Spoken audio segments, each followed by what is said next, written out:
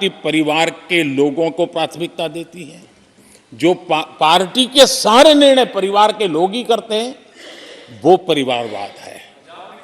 न राजनाथ जी की कोई पॉलिटिकल पार्टी है, न अमित शाह की कोई पॉलिटिकल पार्टी है। और इसलिए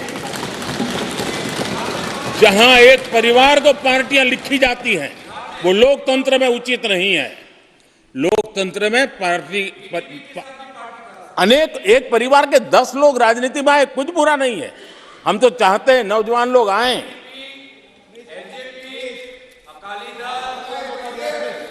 हम भी चाहते हैं ये इसकी चर्चा करिए।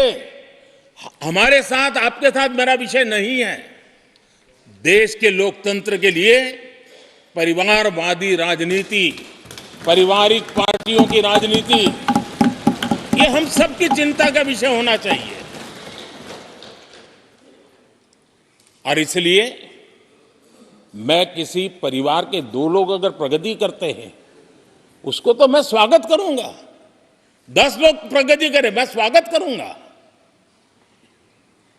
देश में जितनी नई पीढ़ी अच्छे लोग आए, स्वागत योग्य है।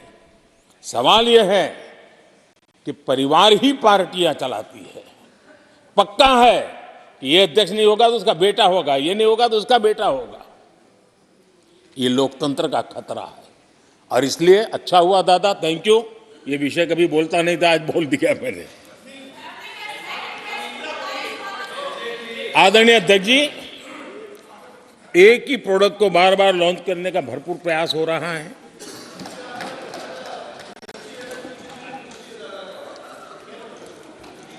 आदरणीय अध्यक्ष जी, कांग्रेस एक परिवार में उलझ गई है। देश के करोड़ों परिवार की आकांक्षाएं और उपलब्धियां वो देख पा ही नहीं रहे, देख सकते नहीं। अपने परिवार के बाहर देखने की तैयारी नहीं है। और कांग्रेस में एक कैंसिल कल्चर डेवलप हुआ है। कुछ भी है कैंसिल, कुछ भी है कैंसिल। ये एक ऐसे कैंसिल कल्चर में कांग्रेस फंस गई है। अगर हम कहते हैं मेक इन इंडिया, तो कांग्रेस कहती है कैंसिल।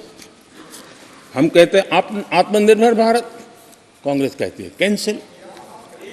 हम कहते हैं वोकल फॉर लोकल, कांग्रेस कहती है कैंसिल। हम कहते हैं वंदे भारत ट्रेन, कांग्रेस कहती है कैंसिल। हम कहते हैं संसद की नई इमारत, कांग्रेस कहती है कैंसिल। यानी मैं हैरान हूं, ये कोई मोदी की उपलब्धियां नहीं है, देश की उपलब्धियां है।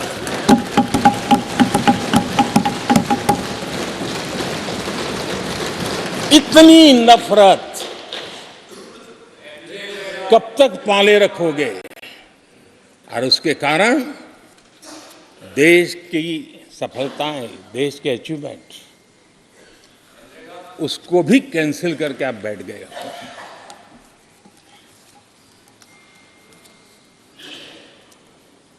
आदरणीय अध्यक्ष जी, राष्ट्रपति जी ने विकसित भारत के रोड मैप पर चर्चा करते हुए आर्थिक पहलुओं पर विस्तार से चर्चा की। अर्थव्यवस्था के मूलभूत जो आधार है, उसके की बारीकी से चर्चा की। और भारत की मजबूत अर्थव्यवस्था को आज पूरी दुनिया सराह रही है, पूरी दुनिया उससे प्रभावित है। और जब विश्व संकट से गुजर रहा है, तब तो उनको और ज्यादा अच्छा लगता है। G20 समिट के अंदर सारे देश ने देखा है कि पूरा विश्व भारत के लिए क्या सोचता है, क्या कहता है, क्या आशा करता है।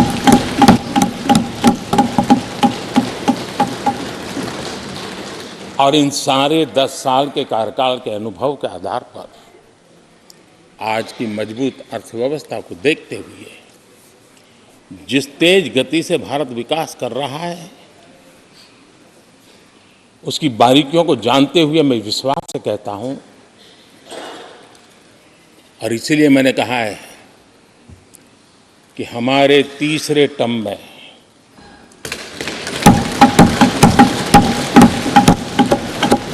भारत दुनिया की तीसरी बड़ी आर्थिक